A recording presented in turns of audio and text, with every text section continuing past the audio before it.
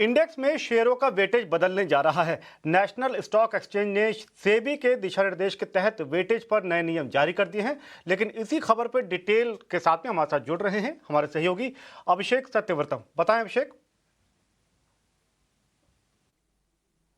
जी हाँ, इंडेक्स में काफ़ी बड़े बदलाव होने जा रहे हैं और हम ये मांग काफ़ी लंबे समय से टीना और सुदेश पर उठाते रहे हैं कि निफ्टी बैंक के कुछ स्टॉक्स में जैसे कि एचडीएफसी बैंक और आईसीआईसीआई बैंक है, इनके वेटेज ज़्यादा हैं। दोनों को अगर हम मिला दें तो करीब 50% के अकेले का वेटेज हो जाता है। तो स्पेकुलेशन काफ़ी इसमें ईजी हो जाती है और बाजार की दशा दिशा के लिए भी ठीक नहीं है ये।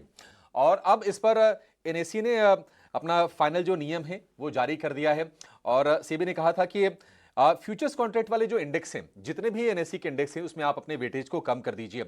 तो होगा ये कि निफ्टी बैंक में अब टॉप 3 शेयरों का जो वेटेज होगा वो घट के हो जाएगा 19%, 14% और 10%।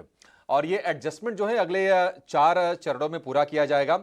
यही नहीं, जो निफ्टी बैंक के शेयरों की संख्या अभी 12 है, इसको बढ़ाकर 14 करने का प्लान है और 2 नए शेयरों की एंट्री होंगी और वो शेयर होंगे यूनियन बैंक और येस बैंक। यूनियन बैंक के शेयर में आज हमने तेजी भी ठीक ठाक देखी और 31 दिसंबर से, यानी कि ये सीरीज खत्म होने के बाद अगली सीरीज से इन दोनों के दोनों शेयरों को निफ्टी बैंक में जगह मिल जाएगी।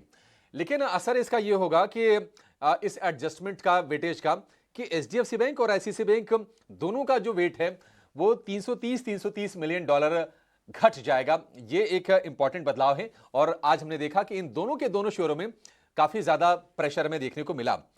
जो मौजूदा वेटेज है एचडीएफसी बैंक का वो फिलहाल है 27.5% के आसपास का। नुआमा अल्टरनेटिव रिसर्च के हिसाब से अब ये बदलाव के बाद 18.9% का वेटेज रह जाएगा। आईसीआईसीआई बैंक का वेटेज है 23.1% का, ये घट के रह जाएगा 14%। और एसबीआई का जो वेटेज है 9.4% का है और ये बढ़ जाएगा, ये बढ़ के हो जाएगा 10%। तो हम डिमांड काफी टाइम से कर रहे थे और हमने देखा भी था कि जेन स्ट्रीट वाले जो घटना हुई थी तो बाजार में ये चर्चा काफी जोर से उठी थी कि अगर किसी एक दो शेयरों में वेटेज का इतना ज्यादा कंसंट्रेशन होगा तो फिर मैनिपुलेशन इजी हो जाती है। फिर बाजार को प्रेडिक्ट करना है, किसी इंडेक्स की चाल को प्रेडिक्ट करना थोड़ा रिलेटिवली आसान हो जाता है और इस तरह की चीजें होती हैं।